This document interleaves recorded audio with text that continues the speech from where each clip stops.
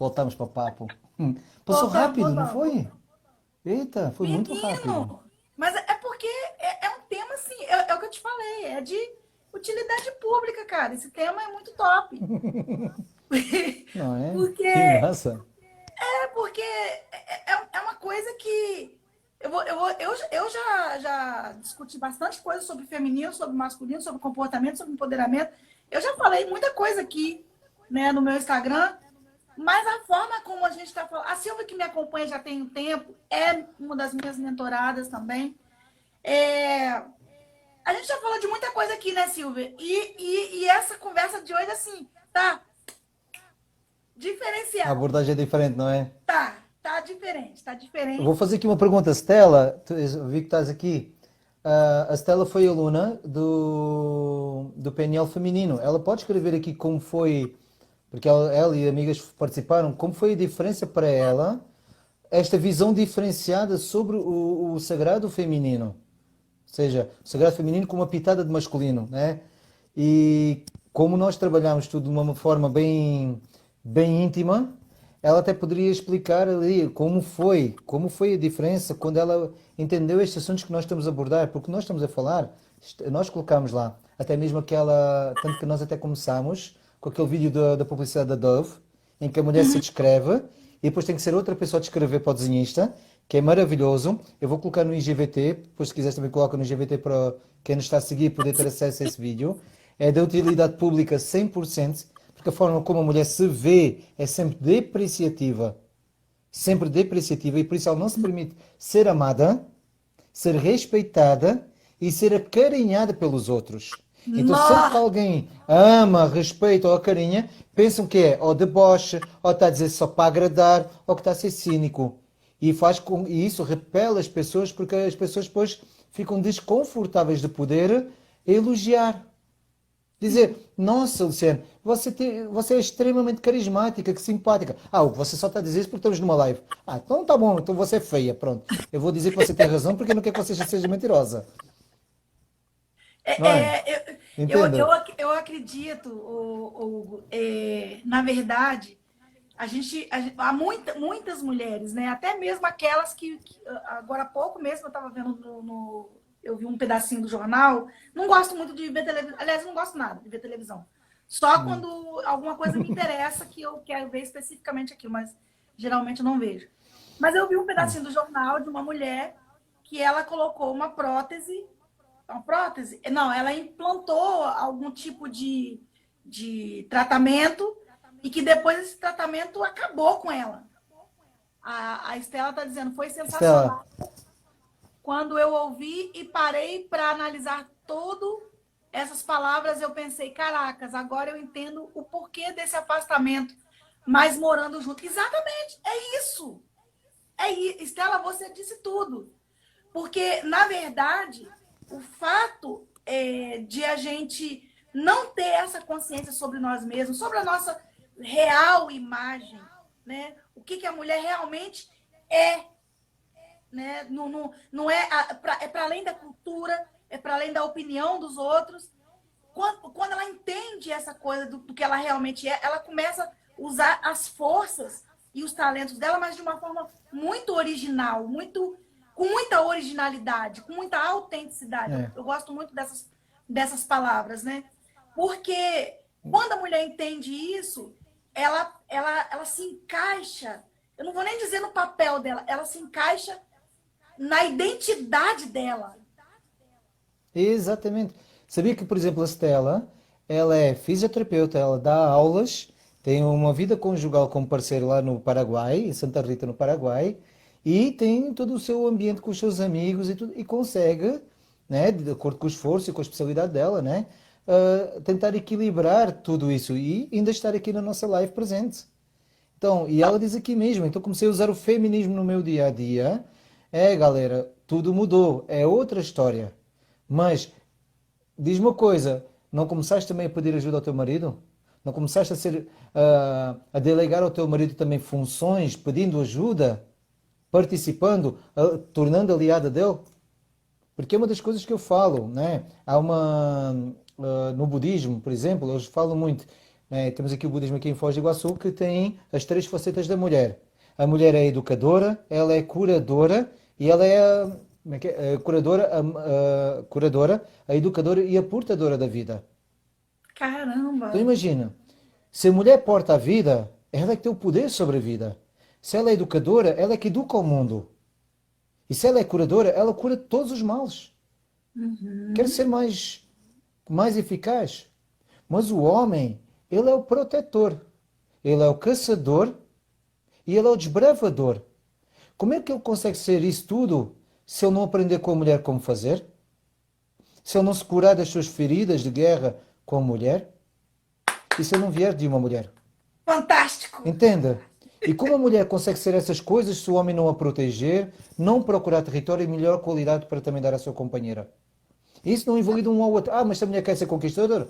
Claro que vai ser conquistadora, mas dentro da energia feminina. O homem quer ser um mantenedor? Não tem problema, mas né? O mantenedor, ou pode ser um curador. Claro, eu sou um curador. Eu curo a mente e a alma das pessoas, ajudando as pessoas a curarem-se, sem dúvida. Mas dentro da energia masculina. Uhum. Equilibrar o masculino e o feminino da pessoa que me procura. Sim. Não, E isso fantástico. acontece quando nós temos essa reverência. Não, fantástico.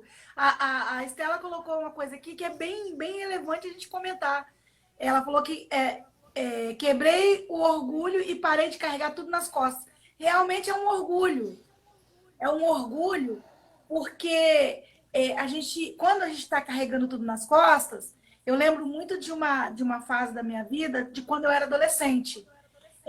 Eu ficava com muita raiva, quando eu ficava com muita raiva dos meus pais, então, na minha casa não tinha água encanada. O que eu fazia? Eu ia carregar água do poço, que tinha uma distância, é, Uhum. e aí eu pegava aquele latão bem, o maior que tinha, enchia de água até a tampa, e aí carregava aquilo na cabeça. Quando eu terminava, aí eu enchia tudo, mas era um orgulho, tipo assim, eu estou me esforçando, me sacrificando, e tipo, quero Então tu és ver como merecedora de todas as compensações. Por favor, notem em mim, porque eu me sacrifiquei tanto, agora toda a gente tem que me compensar e mimar. E depois, quando não há isso, fica frustrada que toda a gente é ingrata, né? Que chato. exatamente. Que A Lisnara escravatura. colocou aqui, deixa eu pegar o que a Lisnara colocou. Eu passei grande parte da minha vida me dedicando em cuidar dos outros e me anulando. Agora estou aprendendo que eu também preciso de cuidados, principalmente ser cuidada por mim mesma. Exatamente, Lisnara. Exatamente. A Estela colocou aqui, eu nunca vou esquecer quando o doutor Hugo me chamou e apontou para mim. Você é orgulhosa, para com isso. Ela ficou Isso, com uma raiva. isso. Mas Estela, olha, eu concordo contigo em gênero e grau, sabe por quê? Porque eu precisei de entender isso. E esse entendimento foi depois de 20 anos, tá? Ó, sendo solapada pela vida. Uhum. Porque quando eu fui entender que a minha ficha caiu, caraca, eu não preciso ser essa pessoa fortuna, eu não preciso carregar tudo nas costas, eu não preciso aqui falar que nem a Michelle do Mulher do Júlio, Todo Mundo Odeia o Cris. Meu marido tem 2 empregos. Eu não preciso disso. Sabe? A gente não precisa dessa coisa toda de querer forçar. A Silvia colocou como ajudar o cônjuge fortalecer sua masculinidade. Boa. Boa essa. Posso responder? Pode, Ok. deve. Querida, é o seguinte: a primeira coisa que eu preciso saber é como é que ele perdeu a masculinidade. Porquê? O homem perde a masculinidade normalmente nos seguintes fatores. Primeira, mãe abusiva. E o que é uma mãe abusiva? A mãe que se separou do pai e desconta no filho as frustrações dos homens. Então toma ou o filho para si e depois compete até com as noras e depois começa a ter aquela raiva com os homens e com o pai. Você é igual ao pai, você vai ser um grande bosta como todos os homens traem. E o homem começa a ter vergonha de ser homem porque não quer machucar a mãe. Isto acontece muito. Então o que acontece? O homem desenvolve ejaculação precoce, não consegue ter uma ereção plena, porque ele não se sente másculo. Pode ter testosterona no máximo, pode estar tudo tranquilo em termos de exames, mas ele sente que se ele for homem, ele vai ser igual a todos os homens que a mãe o nega. Se ele não teve isso, Agora vamos ver o casamento. Especialmente com quem ele perdeu a virgindade.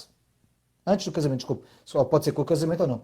A forma como nós perdemos a virgindade, seja homem ou mulher, isso é uma coisa que eu trabalho muito, mas a maior parte, eu vejo até mesmo de colegas meus, não abordam isso. Nem sempre é a mãe ou o pai. Às vezes nós perdemos a virgindade com a pessoa, com a pior pessoa do mundo. Ou da forma mais sem graça do mundo. Atualmente, os jovens andam a perder a virgindade do género. Vou buscar aquele meu amigo, aquela minha amiga, vamos lá experimentar para ver se é legal. Ok, já está resolvido, já não somos mais virgem, pronto. O mistério, ah, toda aquela adrenalina da conquista, do bonito, de os jovens que antigamente eles se levavam ao orgasmo e sem a penetração, que até recomenda muitos casais adultos a voltarem a ter o sexo dos virgens, que é tentar levar um ao outro ao orgasmo sem a penetração para trabalhar a intimidade e a sexualidade não suja, porque nós depois, porquê? Porque nós entramos no automático, parece que temos de estar sempre naquela performance. Isso vai resgatar a masculinidade e a feminilidade inocente. Porque houve traumas, porque houve isso e aquilo. Agora, quando a sexualidade... o cara era muito apaixonado pela menininha. O menino era muito apaixonado pela menina. Perdeu a virgindade e grudou nela. E ela cai fora. Sabe? Como também acontece, muitas meninas perdem a virgindade e o cara cai fora. Isso ensina que a sexualidade está associado à rejeição e traição. E Nossa, isso grava-se no subconsciente e há uma coisa que as pessoas não têm noção, porque por isso é que o medo e os instintos primários nos dominam. Quem estudou a formação do cérebro, a história do nosso cérebro, né? O ser humano, né? Ele já tem, desde a Lucy, que é o primeiro hominídeo, tem 5 milhões de anos, né? Então, toda a parte raquidiana, a parte instintiva, tem 5 milhões de anos. O neocórtex, que é a parte que nos faz amar, apaixonar, criar, artes, isso tudo tem 100 mil anos. Então, a parte do medo, do instinto, da caça, da reprodução, é 500 vezes mais velho. Então, é claro que vai ser muito mais forte em termos de reatividade. Por isso é que nós temos que estar sempre a nos autoeducar. Então, agora imagina, quando eu sinto que vou perder a virgindade e vou me conectar com alguém, é de uma forma tão não íntima, ou tão de abandono ou de fracasso, a pessoa perde a força feminina ou a força masculina. E ninguém fala isso. Muitas vezes se foca só do pai e da mãe. Muitas vezes não tem a ver com o pai e mãe. Tem a ver com a forma como perder a virgindade. Que é sagrado. Que é sagrado. Quem perde a virgindade através do estupro procura normalmente pessoas agressoras. Porquê? Porque naquilo dos estupros, como desenvolveu o Estocolmo e começou a ficar dependente do estuprador, procura pessoas que lhe agridam psicologicamente e está sempre a compensar com presentes. Quanto mais for agressor essa pessoa, mais vai querer agradar com presentes. E aí depois nossa. vemos porque é que adultos vivem nesse tipo de relacionamentos tóxicos. Agora, se não foi por aí, se foi do relacionamento, muitas vezes acontece, e lamento, eu vou dizer uma coisa muito triste. Os homens se lembram de tudo o que as mulheres lhes falam. Eles é que fingem que não para não haver briga. Tanto que quando entra numa briga, se o homem quer falar alguma coisa que está entalada, a mulher vem com quantos argumentos para tentar calar o homem e julgar outras coisas. O homem se lembra, então, o homem se habitua a não procurar a mulher na sexualidade, porque antigamente, e ainda tem infelizmente isto, que é a mulher, agora não amor, agora estou cansada, agora estou assim, agora estou cansada, porque ela se sobrecarrega com tudo e realmente está cansada, e ela se habitua e depois começa a dizer outra coisa. Nossa, só pensa já no sexo, não tens outro jeito, não sabes me dar prazer. Isso é reduzir o homem. Em vez da mulher dizer assim, amor, vamos fazer de outro jeito, vamos tomar um banho junto, vamos dar um dengo, vamos dar um cafuné, porque a mulher pode e deve ensinar ao homem como ter prazer. Uma vez ouvi uma expressão aqui no Brasil muito bonitinha, que eu acho ridícula, mas que o homem tem duas bolas e nenhuma de cristal. Desculpa. Desculpa, eu fiquei pasmo quando ouvi isso aqui no Brasil e é uma realidade. O homem não tem como adivinhar e a mulher também não tem que adivinhar como o homem gosta. Aham. Então, procura, né, ou com terapia, ou, né, procura um terapeuta, ou se o seu esposo não estiver disponível para terapeuta, porque a maior parte desses homens acabam por não querer mais nada. Procura ganhar intimidade com o seu parceiro. Quando o homem sentir que ele é importante para você, ele vai arrebitar. Porque há uma coisa que também às vezes chama a atenção. A mulher gosta muito de receber os elogios do homem, não é? E depois diz, Uhum. você nunca nota em mim, você não repara que eu cortei o cabelo, que eu coloquei. Quantas vezes as mulheres gostam do elogio? Diga uma coisa, você, quando está casada, quando está com um parceiro, você gosta que o seu parceiro note com que frequência os seus atributos físicos, o seu sorriso, a sua inteligência, com que frequência você gostaria de escutar do seu parceiro um elogio, Luciano? Muito, muito. A gente gosta Todos de os ouvir. dias, todos os dias, uma vez por semana, uma vez por mês, com que frequência você gostaria num relacionamento ideal para você? Ai, posso ser bem narcisista agora? Sempre. Por favor, seja sempre. O tempo Ok. todo. Com que frequência você faz isso com o seu companheiro? Nossa, Ah, gostei dessa sua camisa. Nossa, gostei da forma como você feitou a barba. Nossa, você é bonitão, hein? Quantas vezes então, você. As mulheres têm sábio de fazer também com os homens para os homens sentirem-se vaidosos. esse é um gancho que eu quero pegar. Eu te disse agora há pouco que eu sou muito intuitiva. Tem muitas coisas Uhum, que eu já fiz e faço sem saber que isso, de repente, faz parte de uma coisa necessária. Eu sempre tive, até porque eu vim de uma criação com uma comunicação muito ruim, tá? É uma comunicação muito cheia de agressividade, de insultos. Então, uhum. o que eu acabei aprendendo por osmose? A elogiar as pessoas, a reparar no que as pessoas estão vestindo tanto é que eu vou para você ter, só para você ter ideia do que eu estou falando, eu sei mais da medida de roupa dos meus filhos, do meu marido, do que eles mesmos. Só de olhar no olho, eu Uhum. sei. Então, eu acredito que muitas mulheres também sabem disso. Só que o que acontece com a gente, né? A gente acaba, por orgulho, a gente acaba, até mesmo por uma questão de sobrecarga, de estresse, não expressando o elogio. Porque eu opino.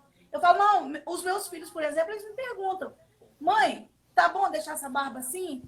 Tá ótimo, tá? Você tá macho com essa barba. Entendeu? Ah, eu quero fazer Uhum. isso, eu quero fazer. Não, tá legal. Ah, não, assim não tá legal. Não, então, assim, se eles vão se arrumar para sair, nossa, tá gatinho, ó, filezinho. Então, assim, eu acabei adquirindo essa linguagem por osmose. Só que eu Sim. acredito que muita gente tem dificuldade de elogiar, até mesmo dificuldade de elogiar e também de receber, embora queira. Por quê? Sabes o que é que eu faço com pessoas que têm dificuldade de receber elogio? Eu tenho uma técnica cruel. Ah, Cruel, toda a gente odeia. Às vezes eu tenho paciente e começa a falar mal dela mesma, né? aham. Ai, porque eu tenho o nariz assim ruim. Ai, porque eu tenho uns seios ruins. Ai, porque eu tenho esta barriga toda. Eu viro-me, tem razão, realmente você não está nada bonita. Nossa, doutor, como é que você fala uma coisa dessas? Eu digo assim, olha, só tem duas soluções aqui.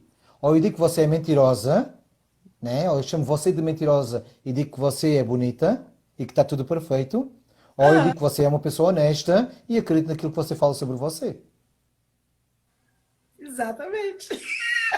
É ruim, porque esse Acabou. narcisismo reverso de eu falar mal de mim para ver se a outra pessoa elogia, o que a pessoa não percebe é que ela faz isso com frequência. O subconsciente não tem filtro da verdade e da mentira e é 90% do nosso instinto é o subconsciente, só 10% é que é o consciente. Olha, está a ver? Se ela mais diz, ele fala mesmo. É. Alguém já sofreu aí. E o que acontece? Tudo o que tu falas, o teu subconsciente escuta e não sabe a diferença da verdade e da mentira. É como uma criança que não sabe a verdade e a mentira. Então o que acontece? Você começa a entrar numa compulsão de precisar de cada vez mais pessoas para convencer você o contrário. E isso acontece, por isso é que nós vemos agora essa crise que está há 5 anos por causa das redes sociais, das pessoas ficarem com depressão por vício dos likes e das curtidas das redes sociais por causa das suas próprias fotos, não é? Tanto que eu vou até uma grande amiga minha que ela tinha muito hábito de fazer isso de foto. Ai, gostou. Ai, o que é que vocês acharam? Acha que estou bonita? Acho que esta foto não estou bonita. E chegou um ponto e escrevi lá: olha, querida, não vou dizer o nome, que é feio, né? Da pessoa. Olha, se não te achasses que estavas bonita nessa foto, da forma como a mulher tira 50 fotos para escolher uma, tu não terias colocado aí. Então tu sabes que estás bonita. Aí ela odiou, me bloqueou, coitada. Por quê? Está na altura de parar com essa palhaçada? Não é, não tem graça. Não tem charme. Não cativa. Nem a própria mulher, nem as pessoas que estão em volta. Porque a vaidade, quando é equilibrada, atrai pessoas. Nelson Mandela falava isso. Quando nós nos iluminamos, quando nós estamos bem, quando nós nos damos poder a nós estamos a dar autoridade aos outros também para ter poder. Sim, exatamente. E isso aí eu entendi de uma forma cruel, como você disse. Porque eu tenho até essa foto no meu perfil. é, Eu tenho até essa foto no meu perfil que foi quando eu fiz transição capilar. Eu tinha selagem no cabelo e eu fui e cortei tudo num dedinho, assim, curtinho, para crescer o Uhum. cabelo natural. E eu fiz isso com a melhor das intenções. E aí, quando eu cheguei em casa do salão eu cheguei em casa do salão com aquele cabelo curtinho, me achando, e eu tinha um vício, uma dependência de receber elogio. Eu queria sempre estar, tipo, eu me arrumava e perguntava pro meu marido, ficou bom? Ficou bom? Às vezes eu sabia que tinha ficado bom, mas eu tinha necessidade de ouvir a opinião dele. E aí, o que, Uhum. que aconteceu nesse dia que eu cortei o cabelo curtinho? Quando ele chegou em casa, ele fez assim: você tá doido? Você tá doido? Eu não vou olhar para sua cara enquanto esse cabelo não crescer. Quase morri, Eita! quase morri. Olha. Olha, mas não foi chinelada, não, foi paulada, sabe? Quase morri Nossa, do foi um coração. míssil. Foi 3 meses que eu fiquei, eu demorei para me recuperar daquilo ali. Por quê? Porque eu não mais pedi opinião. Eu demorei 3 meses Uhum. para eu me encontrar naquele visual, naquele cabelo Uhum. curto e aprender a entender, a gostar do que eu estava vendo ali. De início, nossa, fiquei vitimizada, sofredora, né? A Madre Teresa de Uhum. Calcutá. Mas quando a ficha foi caindo, eu fui entendendo o quê? Eu fui entendendo que ali estava um fator libertador, porque nunca mais eu precisei perguntar para seu ninguém se eu estava bem. Agora eu faço o que eu quero, eu coloco o que eu quero, eu uso meu cabelo do jeito que eu quiser e ninguém tem nada com isso. Eu me sinto bem, sabe? Então, eu acredito que essa coisa de você elogiar e de ser elogiado, de aceitar elogio e de saber reconhecer também no outro as qualidades, tem muito a ver com essa aceitação de si, sem orgulho, Sim. sem, sem uma vaidade excessiva, sem um negócio assim, para mostrar, Sim. sabe? Eu tive. Chama-se Isso, autoestima. exato! Exato! Eu não queria usar Ponto. o É, termo mas é. popular. Autoestima. Mas é autoestima. Ponto. Aí Simples. outro dia, eu falando com alguém, aí foi até numa postagem, uma pessoa elogiou meu sorriso, e aí, assim, se fosse qualquer outra pessoa, poderia dizer assim, que inclusive comentário, uau! Olha o que essa pessoa falou. Aí eu falei, mas eu sei disso. Por quê? Porque é uma coisa que eu também gosto. Então, não vejo Uhum. nada demais. Eu gosto, eu acho que é legal, Uhum. realmente me complemento, porque eu já fui muito rabugenta, entendeu? E eu Uhum. entendi quando eu fui me aceitando, tem coisa em mim que eu não gosto até hoje, mas tem coisa que eu Sim. aprendi a gostar e tá tudo certo. O que eu posso Mas mudar, eu olha, houve uma mudo, o que coisa. não dá para mudar, eu aceito. Quando eu cheguei cá no Brasil há 7 anos atrás, eu vim aqui em Foz do Iguaçu do Paraná, não é? E Uhum. então eu falava muito com as pessoas e falava com uma tranquilidade sobre mim. Quando o pessoal dizia, nossa, Hugo, mas tu és bom nisto. Eu sei que sou bom, é bem legal, sim, obrigado pelo elogio. E as pessoas aqui não estavam habituadas a isso, né? Essa coisa mesmo, né? Acho que é de português mesmo. Ok, sim, yeah, legal, né? E depois as pessoas diziam, nossa, Hugo, você se acha? E eu virei, não, eu não me acho, eu já me encontrei. Boa, boa. Foi Ponto. isso que aconteceu. Quando a pessoa se encontra e alguém te elogia, tu só confirmas o elogio e agradeces porque a pessoa teve essa sensibilidade. Não, não, não, não tem graça nenhuma a falsa modéstia do género. Nossa, Hugo, como tu estás bonito com essa camisa vermelha. Ah, essa é uma camisinha que eu comprei lá. Só preciso trabalhar para caraca para pagar um valor para esta camisa. Ou mesmo que não seja. Era a camisa que eu mais gostei na altura que eu fui comprar. Se não tinha comprado outra, não é? Quando nós escolhemos camisas, foi aquela que mais nos engraçamos, não é? Não, eu gostei bastante. E depois tem sempre uma história, porque eu era casado. Na verdade, na altura que eu comprei esta camisa, eu estava casado e queria agradar até a minha companheira. Né? Então, nossa, eu lembro-me disso. Nossa, essa camisa eu gosto muito, porque quem me ensinou a usar camisa até foi uma pessoa que eu amava muito, tal, tal, tal, tal. Obrigado. Porque na verdade a pessoa está a elogiar o meu bom gosto, só está a confirmar aquilo que eu já sei de mim. Exatamente isso. E quando essa ficha cai, fica tão fácil, E tão porque simples. você não tem que dizer, ai, é o que você falou, fazer aquela ceninha, né? Porque isso aí Sim, falsa é falsa modéstia. humildade, falsa modéstia. É. E sabes que isso Agora, tem um grande perigo em PNL? Sabes que isso é extremamente perigoso em programação neurolinguística, a falsa modéstia? é Faz mesmo? com que nós nos tornemos procrastinadores. Nossa. Tu já sabes que o cérebro, ele trabalha por recompensa, não é? Uhum. Então, quando o cérebro se esforça de alguma forma para ter alguma coisa que gosta e depois escuta a própria pessoa a falar mal disso, o cérebro diz: "Então, estou a trabalhar para quê?" Caramba. Simples, o Ah, cérebro diz isso mesmo. 90% obrigado, de ti diz: cérebro. "Então, para que é que eu me esforcei tanto para depois estar a falar mal disso?" Isso Cara, nós vemos isso nos casamentos. O casal fez de tudo, anos e anos e anos, para vir, ou, mesmo que seja um casamento rápido ou um casamento que houve noivado, ou, né, antes, todo o namoro. Se esforçaram para quebrar orgulhos, quebrar a cara, procurar as sombras e a luz, né, que estamos aqui no nosso tema, né? Ou seja, o que é os defeitos e o que é as virtudes uns dos outros para se aceitar um ao outro. Trabalharam muito para isso. Muitas vezes tiveram que enfrentar sogros chatos, sogras chatas, cunhados chatos, cunhadas chatas, pretendentes e ex-pretendentes que vêm lá incomodar. Tiveram esforço. Depois, quando conquistam, olham: "Ah, é o meu Zezinho, ah, é a minha Mariazinha." Sabe disso? Então, para que valeu tanto esforço para casar com esta pessoa se eu agora não estou a colocar ela como o meu maior prémio? Se eu não estou a colocar ele como o meu maior prémio? E depois se habitua a isso, e depois estranham porque é que a sexualidade não funciona, porque é que vivem como robôs em casa, e qual o interesse do meu cérebro dizer assim: "Caraca, eu lutei para caraca por esta mulher, e esta mulher parece que não me deu valor porque eu enfrentei o Judas e o capeta para estar com esta mulher." Seja coisas internas minhas, medos meus de voltar a casar, ou coisas externas de pessoas que eram contra a nossa união, porque existe sempre isso. E eu sim. acho que isso Deus colocou mesmo para nos desafiar e nos aprimorar, se queremos ou não queremos as coisas, porque quando é muito fácil, alguma coisa está lá estranha. Então tem sempre um desafio Aham, para aprimorar o nosso caráter. E sim. depois, por exemplo, eu casei-me com aquela pessoa, teve um esforço.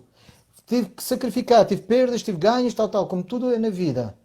E depois eu vou desmerecer a pessoa o resto da vida. Vou tratar a pessoa como se fosse uma coisa garantida ali, um peixe estragado, uma carne estragada. Não, aquilo é o meu prémio. Me custa muito a conquistar. Eu vou fazer de tudo para este casamento resultar, porque me deu muito trabalho conseguir este casamento. E então eu vou me dedicar a esta pessoa, sim.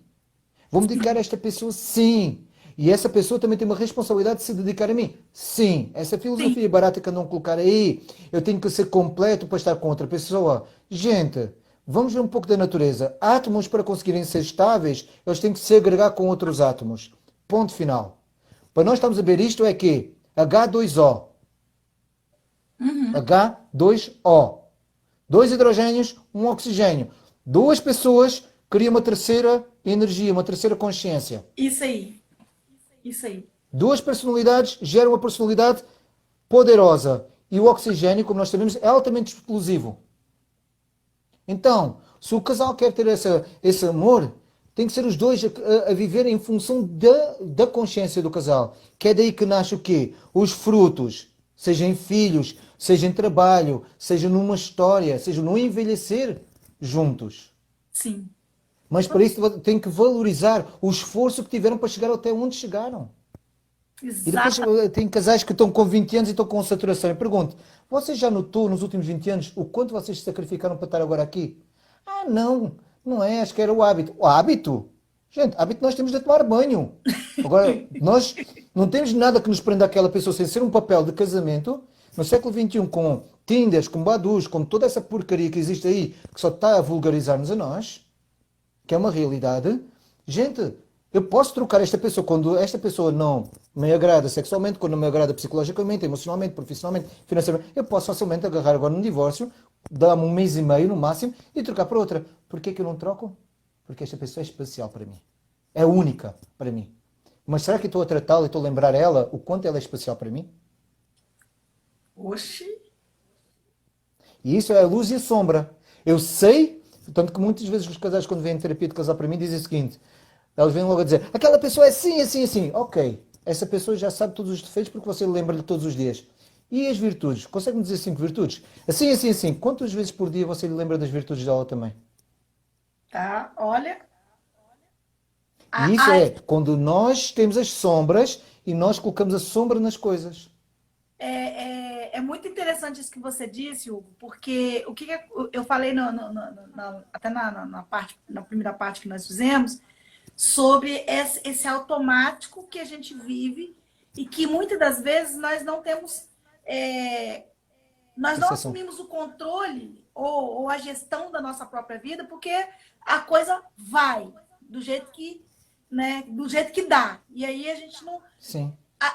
essa coisa automática, essa vida automática, ela traz para a gente um perigo muito grande Uhum. de falta de clareza. Porque Uhum. quando eu não tenho clareza sobre mim, sobre a minha vida, sobre o que eu quero, sobre onde eu quero chegar, com o que eu quero chegar, com quem que eu quero chegar, se eu não tenho clareza disso, se eu não tenho isso muito definido para mim, eu corro o Uhum. risco de me encaixar muito nas cascas sociais. Eu falo que cascas, porque são coisas que camuflam a verdade sobre nós. E aí a gente fica tentando parecer Uhum. que é E o bonzinho, pior, nós parecer começamos que a é... fazer isso para os amigos e de tanto falarmos aos amigos essas coisas, começamos a projetar dentro de casa. Sim. Que ainda é pior.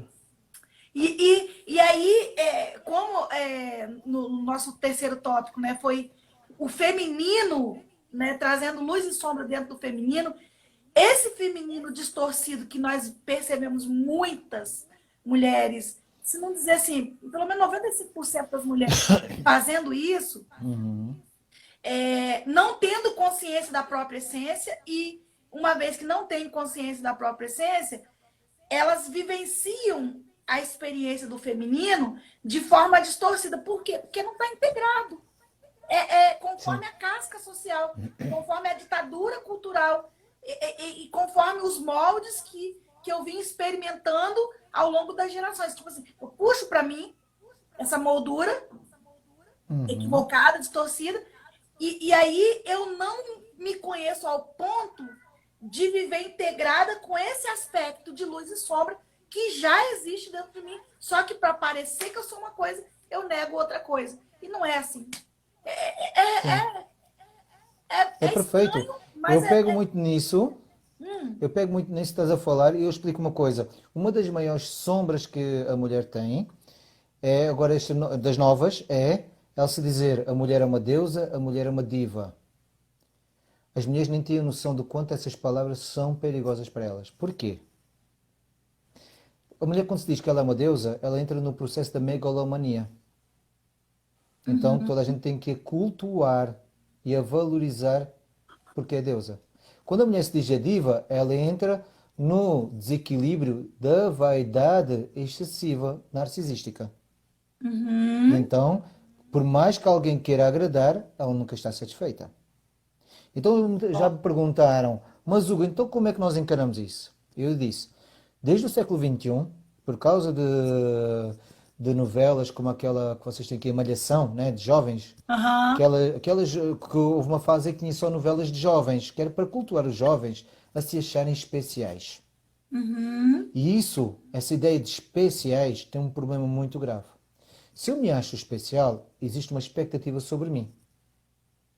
Se eu saio dessa expectativa, eu desiludi. Se eu desiludi, eu falhei, fracassei. Olha, imagina só isto. Por isso é que nós vemos os artistas né, jovens e adultos entrarem em drogas, entrarem em problemas graves, né? Por quê? Porque como eles eram especiais, eles não podiam ser pessoas normais. E eles dizem, só quero ser pessoas normais. Então eu uma vez vi, quando a Madre Teresa de Calcutá ganhou o Prémio Nobel da Paz, ela diziam que era uma senhora muito especial. E ela depois foi agradecer e disse, muito obrigado pelo elogio, mas eu não sou uma pessoa especial. Eu sou uma pessoa normal que faz coisas especiais. Ó, nossa, Caraca, ali eu encontrei a resposta. sim. Quando a mulher perceber que ela é uma mulher normal, isso é normal significa que sim, ela pode andar com uma roupa surrapa, ela pode andar com chinelão, ela pode dar pum, ela pode comer até engordar, ela pode ter celulite à vontade, gente. Ela pode deixar crescer um pouco do pelo. Se achar que tem que deixar, ela pode rapar se quiser. Dane-se. Mas a inteligência dela e a atitude dela é o que faz ela ter situações especiais. E o que é isso? Não é, a pessoa não é especial, ela se torna especial para as pessoas que estão à volta dela. Eu sou Ah, uma pessoa comum, só que, no entanto, para o meu filho, eu sou um homem especial por causa de eu ser pai. Para os meus pacientes e alunos, eu sou especial porque eu lhes dei um pouco da minha inteligência e da minha força. sim. Mas eu, não, eu adoro beber vinho. Eu adoro ficar aqui de sofá e ficar no Netflix. E às vezes eu detesto ter que aparar a barba. E está tudo bem. Eu também arroto quando eu como, porque. E Mas quando nós colocamos com aquela autoimagem que somos especiais, a mulher tem que estar sempre naquela ideia absurda de ser magra. Até os homens que gostam de mulheres gordinhas, onde é que eles ficam? Passam fome? Ficam virgens o resto da vida? aí, ó. A mulher não pode ter celulite. Até aqueles homens que gostam daquele bumbumzão todo grandão com a celulitezinha lá incluída. Eles também não vão ter direito a casar? Pois é, E o pior é que as mulheres nem têm a noção que a celulite foi o que fez os caucasianos sobreviverem à era do gelo. é mesmo. Existem estudos científicos, né, que quando houve a era do gelo, só havia entre 2 a 3 meses de calor por ano no norte da Europa, não é? Isso estamos a falar de 10 mil anos atrás. As mulheres então não conseguiam sustentar gravidez. Então eles atacavam os mamutos e isso tudo, e o corpo evoluiu para assimilar e criar células adiposas, que é onde vem a celulite, todo o armazenamento de gordura necessária para dar conta da gestação. Por isso é que fica naquela área perto, né, do sistema linfático que alimenta o feto. Sim. Então, a celulite da mulher foi o que trouxe a humanidade a chegar até agora. Então, como é Ó. que eu posso dizer, eu não gosto daquela mulher com celulite? Como é que uma mulher pode dizer, eu não gosto de celulite, foi o que nos trouxe até agora aqui? Ah, mas eu não Sabe, gosto do aspecto da casca de laranja. Faça exercício físico. Pare com os refris.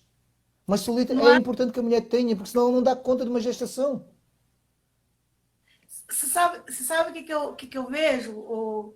É, a gente, a mulher, né? A mulher, ela tem um pouco de dificuldade de se aceitar dentro dessa naturalidade, até porque é, isso é próprio nosso. Todas as mulheres que eu já conversei Uhum, até hoje, a questão de buscar um perfeccionismo, uma perfeição. E essa uhum, perfeição, muitas vezes, ela é tirânica, né? Ela é tirana. uhum. A gente, quando a gente busca... Hoje, por exemplo, eu fiz uma escolha especial. Eu não sei se vai ficar visível. Olha o que eu fiz com as minhas unhas hoje. Uhum. No Estão anelar você colocou roxo. com tons diferentes. Aham. Eu fiz essa ousadia porque eu quis experimentar. Antes, quando eu tive vontade de fazer isso, eu falei, ai, nossa, o que os outros vão pensar? Isso aqui. Hoje eu nem pensei no que os outros iam pensar. Eu só pensei em que eu queria experimentar esse colorido aqui, Foi análogo, é traumático? claro, porque eu sou chique, né? Foi traumático para você? Pode. Foi traumático? Menino, hoje não foi. Então, Foi tão simples, assim, foi tão. Quando eu pensei a primeira vez em fazer, eu fiquei, ai, nossa, o que que vão pensar? Que não sei o quê. Ai, não, vou uma cor só. Hoje não. Eu falei, não, eu vou ter o bom senso de colocar cores que combinam, uhum, mas eu vou fazer o que eu quero.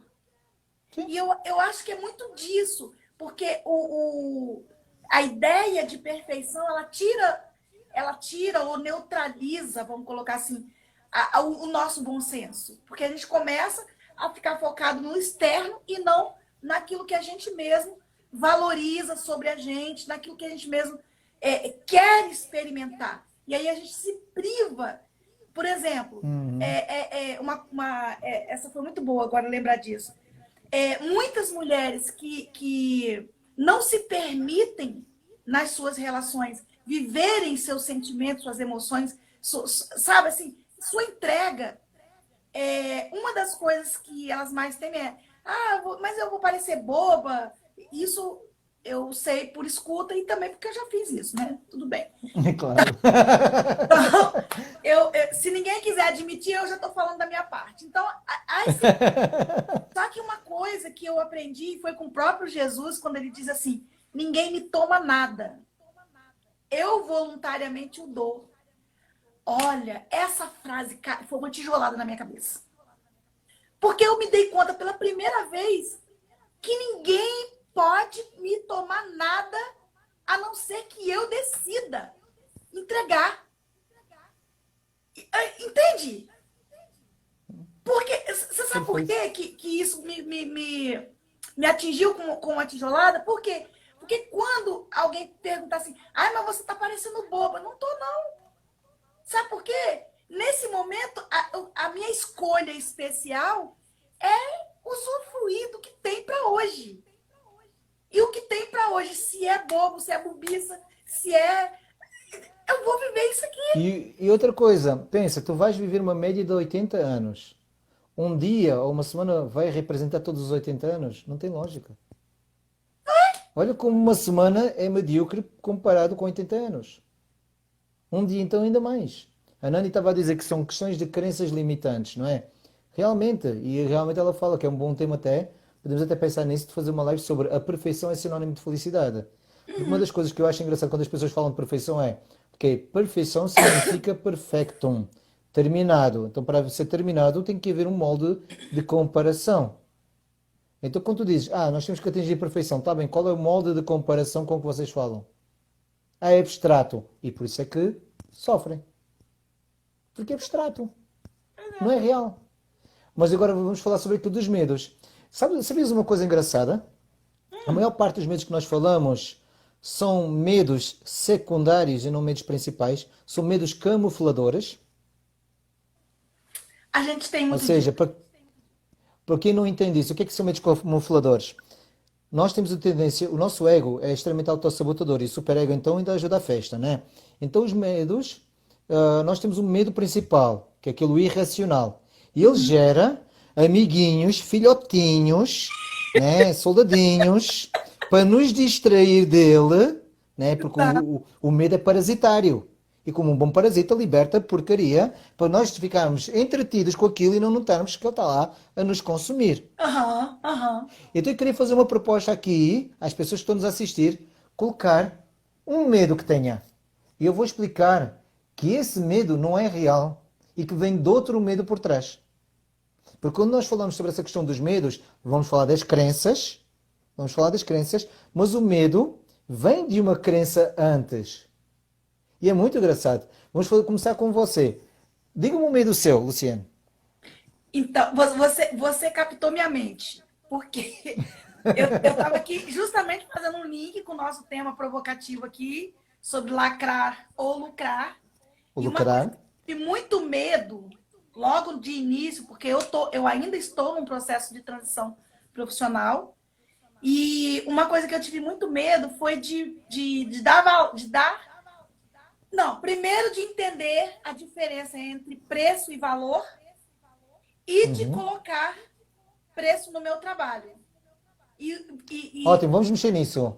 E Vamos qual mexer foi o nisso. medo, e qual foi o medo que estava por trás dessa dificuldade? O medo de não ter reconhecimento dentro do valor justo que eu deveria ter para mim. Por quê? O medo que eu tinha, ele estava associado à minha própria crença, ao próprio valor que eu dava, que eu mesma me dava, que era nenhum. Se ele disser que você tudo o que falou são os bichinhos e não é o parasita. Pois é. Sabe como é que você questiona o seu medo? Hum. Ok, se você der o valor que considera que é justo, o que é que pode acontecer de pior com isso? Hoje, o De valor uma forma pragmática, o que é que poderia acontecer de pior se você colocasse aquele valor? De uma forma simples e pragmática. Porque quando nós tentamos justificar, o nosso ego começa a querer desviar. Neste ah, jogo aqui tem que ser altamente pragmático. Porque a lógica é a única coisa que quebra o medo. Então vamos ah, lá. O que é que pode acontecer de pior se você colocar o preço que você quer?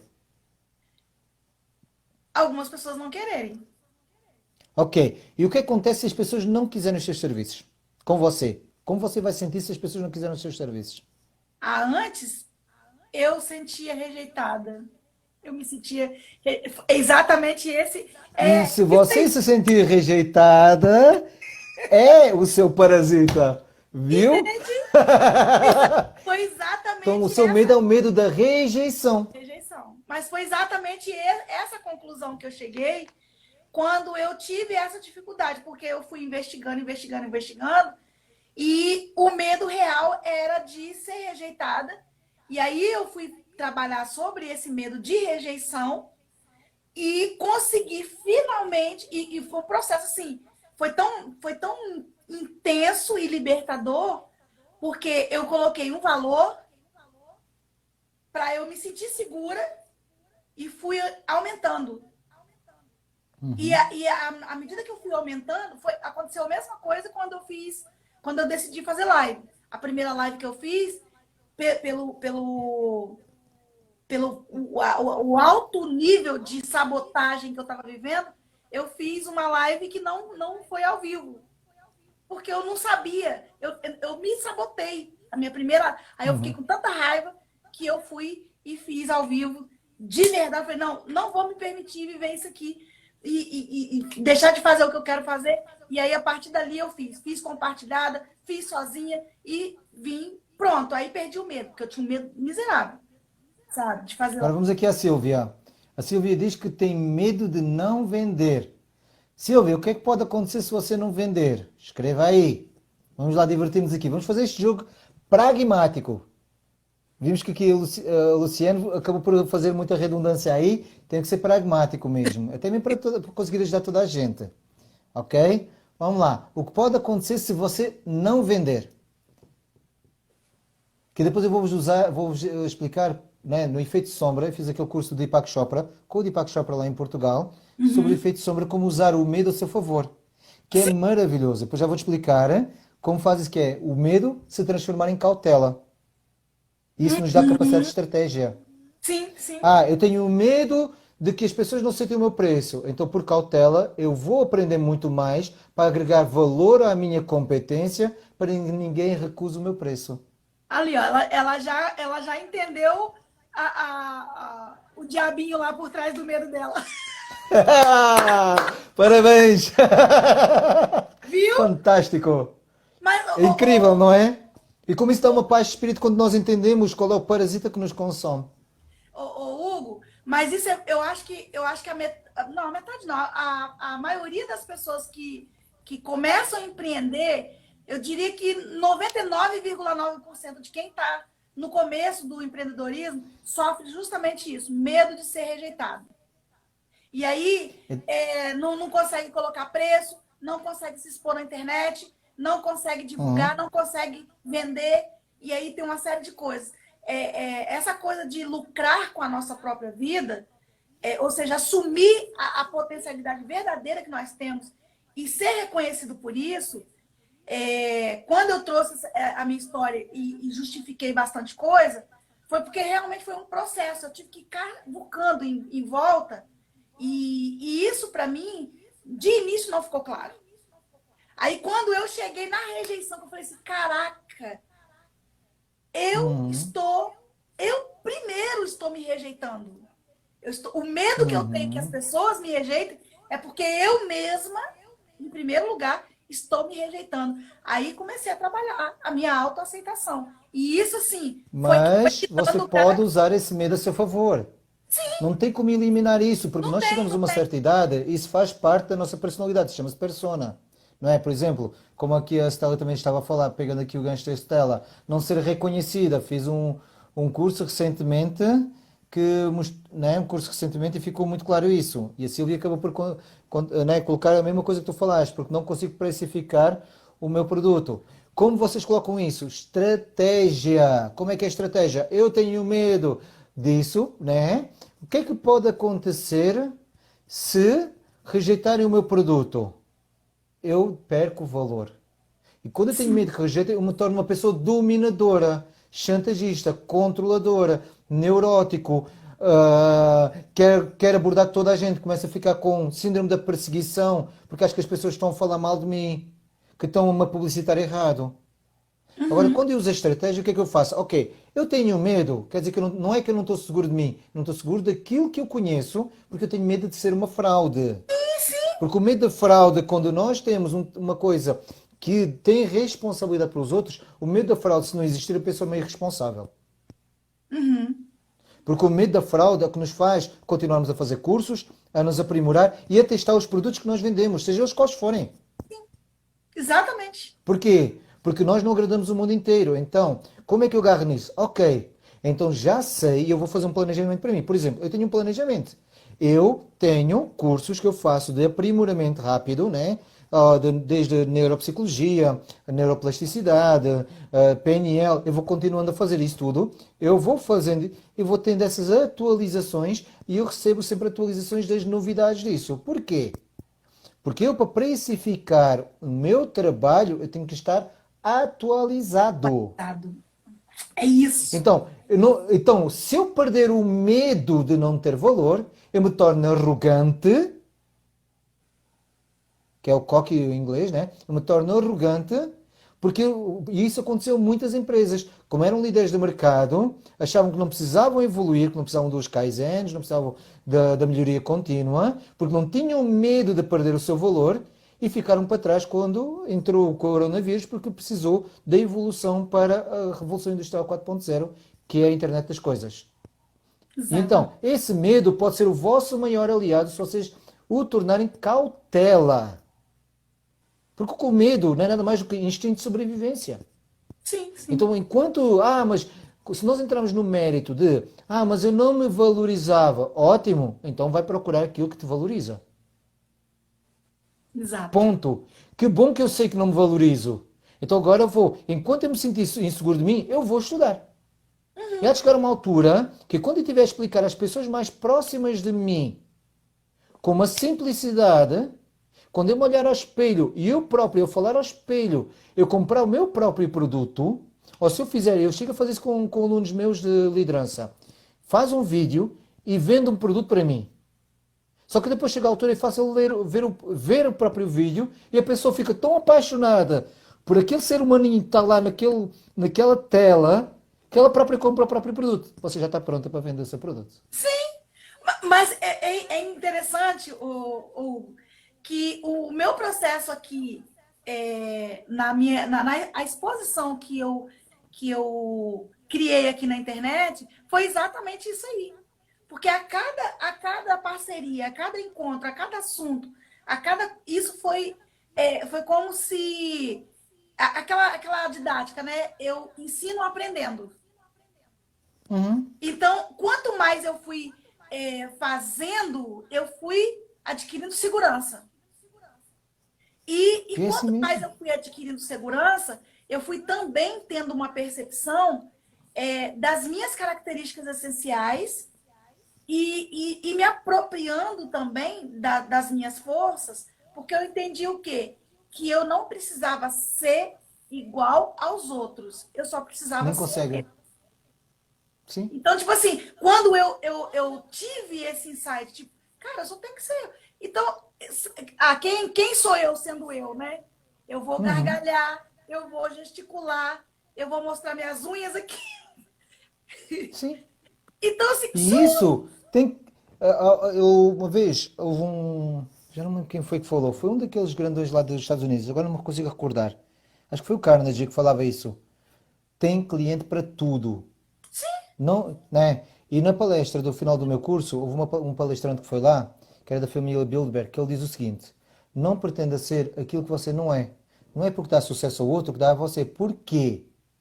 Porque você pode estudar muito uma coisa, mas se não fizer parte do seu perfil intelectual, você não tem intuição para a não coisa. tem, não tem. E a intuição aliada ao conhecimento, faz você ser exclusivo e único no que faz. Mas se você tentar pegar uma coisa que é da inteligência do outro, você não desenvolve a intuição, então você não se excede e vive frustrado. E Verdade, isto é uma realidade. Então, o meu verdade. jeito, né, quem está aqui que foi já minha aluna, é mesmo tapa na cara, direto, assertivo.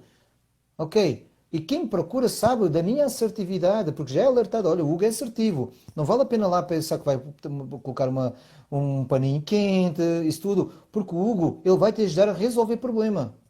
Ele não vai te fazer, não vale a pena ser turista lá, porque o Hugo não aceita turistas. E o que é Uhum. turista? Aquela pessoa que é viciada em ser infeliz e que quer simplesmente alguém que concorde que a pessoa é infeliz. Eu concordo que a pessoa pode deixar de ser feliz, deixar de ser infeliz, mas não concordo que Sim. a pessoa tem que manter esse. Aqui a Liz Nara falou uma coisa, como é que é?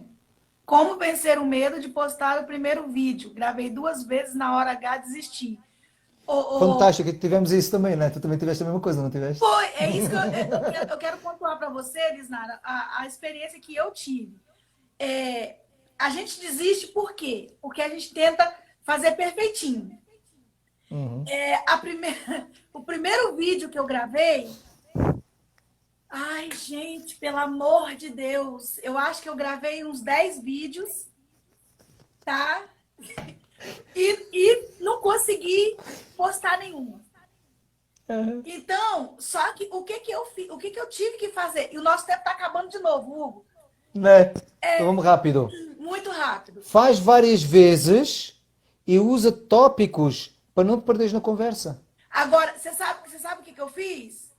O único que eu fiz, que eu falei assim, eu criei um roteiro e fui e fiz assim. Eu falei, eu vou fazer só esse e ponto. Uhum. Vai É, desse jeito. Fiz o vídeo e postei. Nem eu fui olhar depois. Depois é de verdade. Porque se eu Sim, fosse olhar primeiro, eu ia achar um monte de defeito. Então, sim. quando eu tive essa coragem, que é uma coragem, tá? Você Uhum. pegar, fazer e postar. Depois você olha. Então, a partir do momento que você vai fazendo, a repetição vai criar em você um padrão. E esse padrão é o que você vai usar para trabalhar, É, o aprimoramento. porque pode ser que a sua forma de gravar um vídeo não vai ser na caixinha, não vai ser Uhum. quadradinha. Eu, por exemplo, não sou. Eu vou, se eu chegar e tiver que fazer tudo na faixinha, quadradinho, não vai acontecer, não rola. Uhum. Mas se eu me No meu permitir, IGBT, no meu IGBT, se forem a ver, o assunto é legal, mas no entanto vai-se vendo que os vídeos vão aprimorando e os primeiros, meu Deus, que vergonha. Eu parece que tinha aquelas câmaras dos anos 90, pelo amor da santa. É verdade, mas é tentativa e erro. A pessoa que é intransigente com ela, ela não respeita a sua própria inteligência. Através da 10 tentativa e segundos, erro nós Hugo, chegamos lá. Eita, 10 então segundos. olha, tchau pessoal. Fica Olha, até para uma gente, próxima live.